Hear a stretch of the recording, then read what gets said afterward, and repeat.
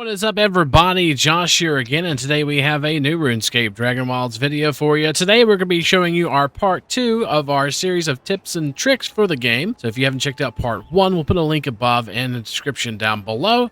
But let's get into it, shall we?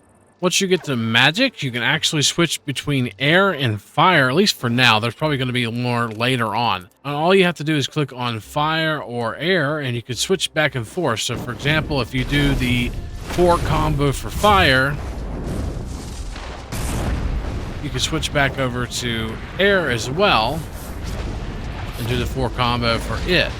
Now there's also a really easy way to do this. You can actually drag items onto your bar, which show you something real cool. So for example, we have some small ward stones here. These small ward stones give you this shield here right above your HP bar. So we're going to click on that and consume it. We can actually assign that to our bar as well as these runes. So for example, if you wanted to pop a shield real quick, you can put that on your bar and pop a shield, and you can also switch between fire and air super quick if you're a mage, like so.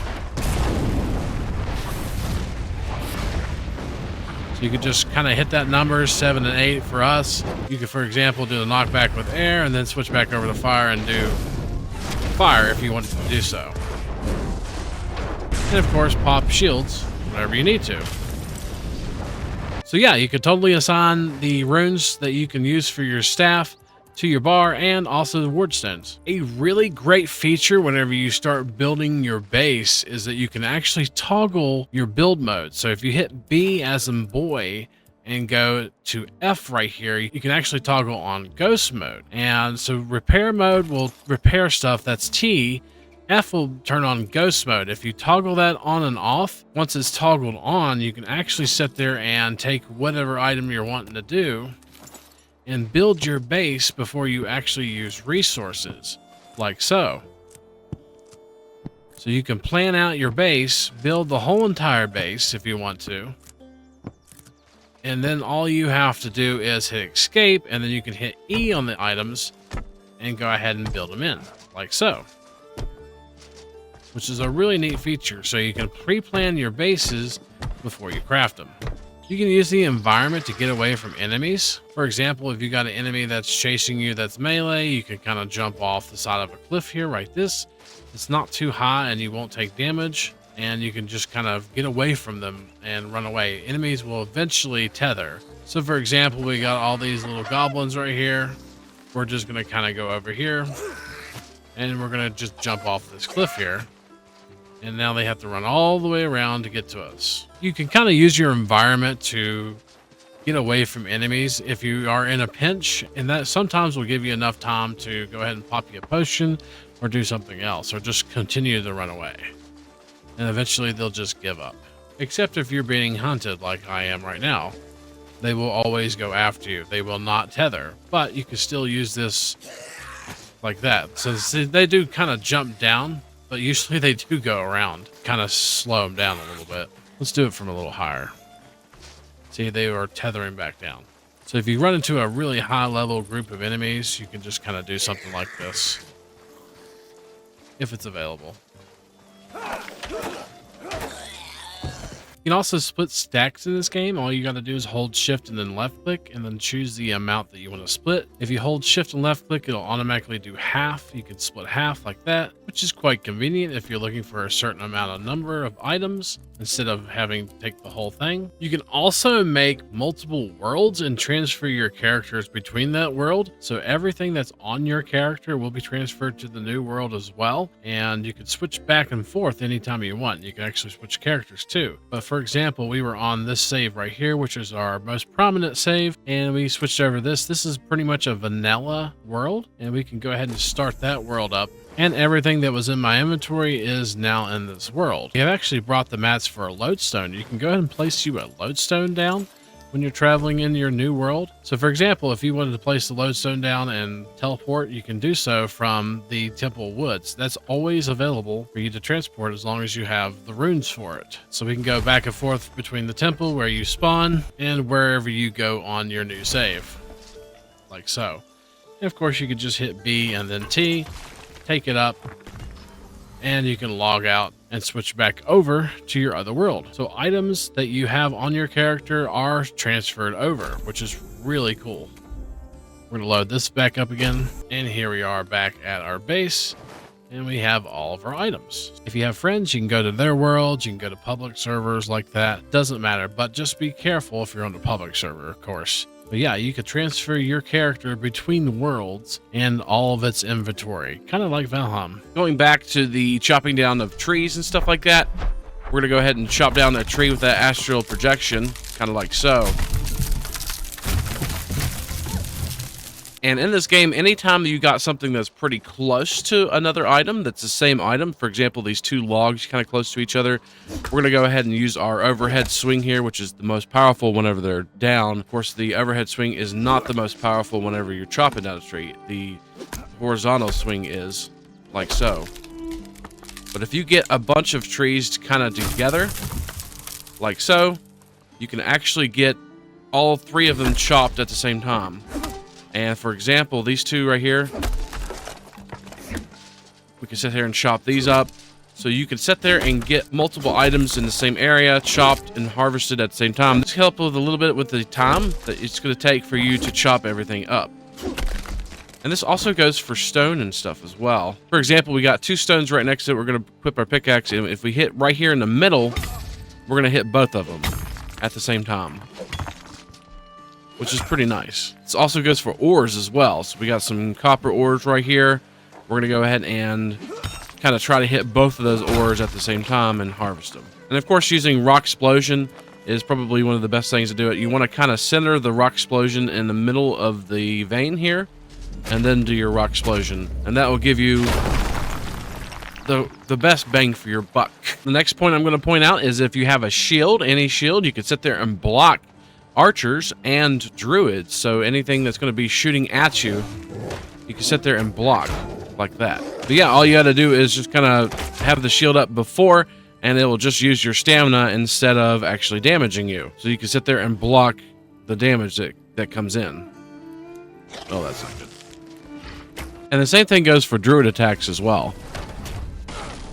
If you sit there and block it with a shield, instead of poisoning you, the druid won't actually poison you. It'll just block the attack,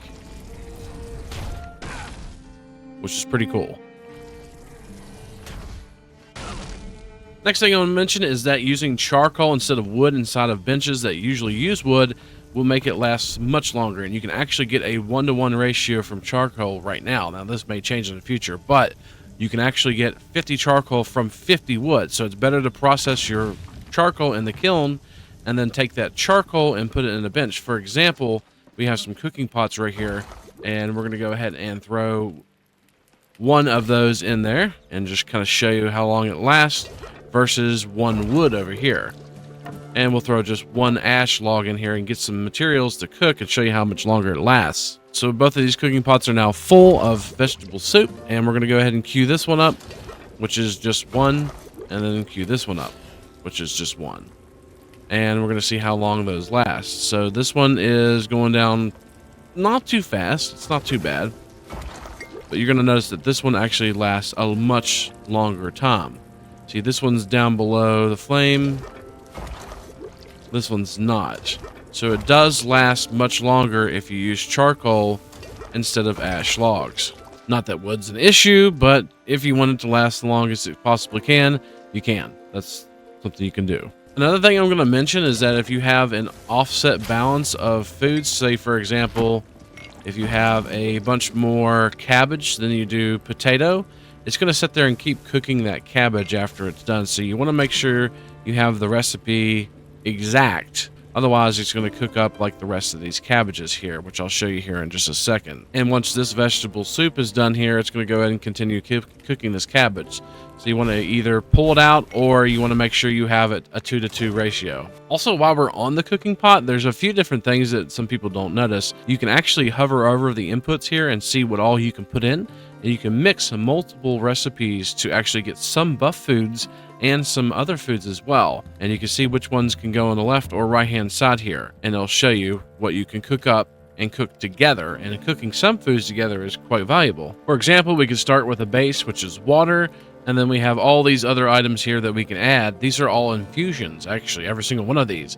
So you can add antler, and that will give you fleet-footed infusion. That reduces the stamina cost of sprinting. We also have the animal fang, which is the evasive infusion, which reduces the stamina cost of dodging, which is rolling and stuff like that. Ferocious infusion, which reduces the stamina cost of attacks. You can attack more and not use as much stamina. Dwellberries, which is dwellberry infusion, which is refreshing fruity drink. It's actually just for hydration. It doesn't actually help with anything, but it does actually help with just hydration. And of course, red berry is a red berry infusion. Same thing, helps with hydration. So the two berries aren't really infusions per se, or buff foods, but these three right here do give you buff foods. And then there are buff foods you can actually make in the cooking pot. For example, these bittercat mushrooms from the swamp and just regular red berries will actually make fortifying crunchies, and this will give you resistance against poison effects. Same thing goes for fortifying stew, which is the mushrooms and cabbage. Both of those are quite easy to find once you get to the swamp, and it gives you resistance to poison effects as well. You guessed it. Onions and mushrooms, same thing. You can get resistance to poisons. But you asked, Josh, what about chicken and mushrooms? Well, and of course, later on, you actually unlock better buff foods. You can get the cooking range, like this right here. And there's multiple options available for that. You can make a kebab, which grants resistance to poison effects. You can get wild food, which requires all these items right here. And it also gives you shock damage resistance. And meat pizza, which grants resistance to bleed effects. So yeah, you can sit there and play around with your foods and get you whatever kind of buffs you really want, and resistances as well. Let's say, for example, if you eat one of these food buffs like this right here, at the bottom, fungal fortitude, and this is going to be a duration of 900 seconds. This is the kebab, of course. You can actually sit there and refresh it for free without even having to have that food eaten again. And the way you do that is with the internal alchemy. And internal alchemy will go ahead and refresh that buff for you.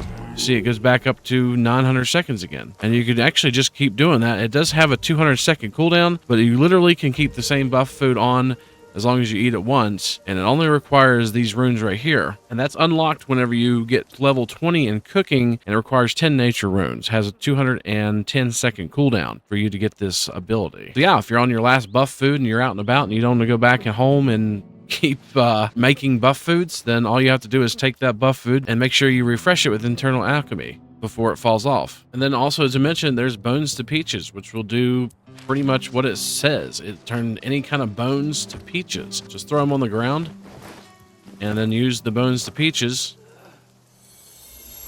and that will give you a source of food while you're out and about if you run out of your food. And peaches do give you quite a bit of food, actually. They're not great, but they're definitely worth having in a pinch. That is a little bit higher up on the cooking skill if you gotta get level 27 to get bones to peaches. But it doesn't really take too long to actually cook. You can cook like a bunch of dirty water into water, and that should get your cooking up quite fast. Just have you multiple cooking pots around and just cook up a bunch of water, level up your cooking. It uses nature runes and earth runes, so you just gotta have those runes as well. And the runes are really easy to make at the rune altar. And I'll do even more one for you. If you have a really high level of artisan, you can actually go ahead and do bark to bones and then do bones to peaches. And bark to bones is nature runes and earth runes. And it's actually a pretty easy spell to do. All you have to do is just bring it up and turn a tree into bones, and then those bones to peaches. So you can always have food when you're out and about if something was to happen. And that was like one of the very first you get on artisan, level 11. And I'm going to show you a really quick way to level your construction. Actually, it's really easy to do. All you have to do is build like this.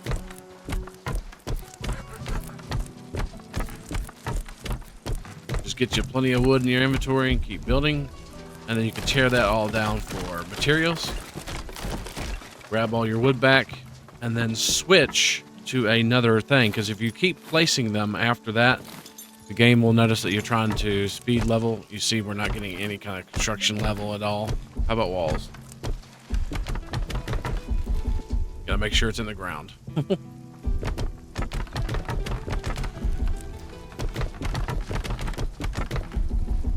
There we go. Getting us good construction leveling. So switch to something different. After a while, you'll be able to do the same thing over again. There's just some kind of cooldown on it. We'll do roofs. Let's do square medium foundations. And there we are. We're leveling up our skill. Yeah, you can switch around and do different building types and sit there and just kind of level your construction if you want to get to a certain level. And if you sit there and do it long enough, you're actually going to be able to get up to level 40 construction. Level 40 construction is going to give you a new ability, which is really, really cool. It is called Personal Chest. It requires law runes, 20 of those, and 15 astral runes for you to spawn your personal chest. And like I said, you have to get all the way up to level 40 construction just to unlock that, which does take a very long time. And once you get up to that level, what it does is you can actually spawn your own personal chest in the world. All you have to do is spawn it like this,